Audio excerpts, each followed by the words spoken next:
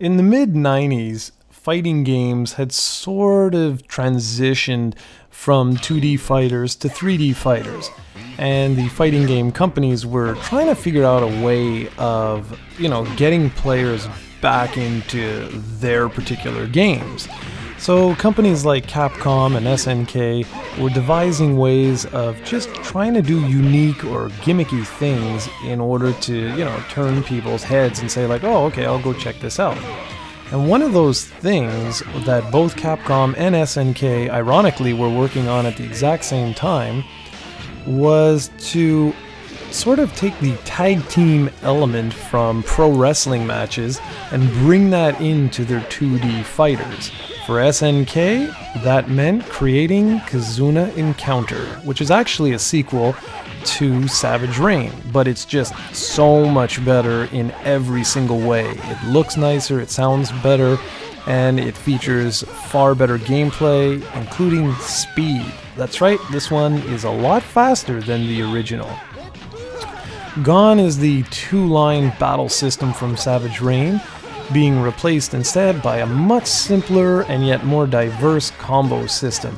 Players now have a weak and heavy attack that you can easily perform by just pressing forward and one of the three action buttons, A, B, or C, and D is your tag button.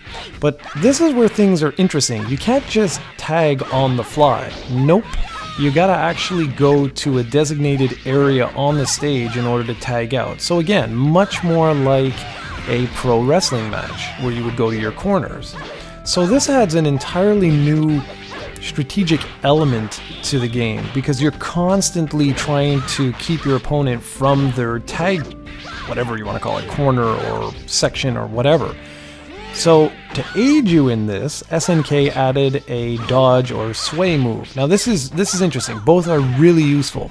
If you press A and B together simultaneously, that causes your character to do just a basic like sidestep or dodge. But if you press forward in both of these buttons, your character will actually do like a dash attack, but it's not really attack, it's more of a defensive move where you'll just bypass your opponent completely, which allows you to get back to your corner in order to tag out your partner. Many of the original characters from Savage Reign return, like Hayate and a few others, but overall, instead of just rehashing what was done before, they've added some new characters, and the graphics, at least I found, have been overhauled. The animations are far smoother, and stages themselves look a lot more detailed than last time around. This is also one of the first games that used stage introductions, which was a really unique touch, and you can see it here in the video. Now, depending on which version of the game you play, Japanese, American, MVS version, or AES version, there's even a co-op mode, which is really, really fun. Grab a buddy and play through the whole game as one character each, and then if you guys start getting annoyed with one another, switch to competitive and beat the living snot out of one another. Now, unfortunately, while all this is great, there is one problem with Kizuna Encounter that I have, and that is the fact that once one of the two characters is beaten, the entire match ends. And I find that kind of sucks, because it would have been great for the other character to hop in and, continue the rest of the match. Because as you know from Capcom's Versus series, That second character can sometimes make the difference from winning or losing an entire match, but you're just not given that option here. Now thankfully, characters have 2 life bars, one yellow, one red, so it does play out like a classic round base, except that it's just one giant round, if that makes any sense whatsoever. And the final thing I gotta say is that the final boss in this game is one of the cheapest bosses of all time. This guy will make you want to rip out your hair. He's so bloody annoying. Now, if you're interested in what you're seeing here, I highly recommend you go check the game out. It's really affordable on MVS. Can usually be had between 40, 50, typically 60, 65, but I think even on the high end it would be only around 80 to 90, and even that's kind of pushing it.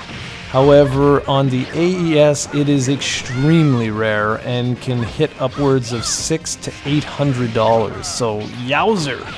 But regardless of that, I highly recommend you guys go check this game out on whatever platform you can possibly find it on, because it really is fun. If you guys want a little bit more information, hit up projectcoe.com for the full written review, and thanks for watching.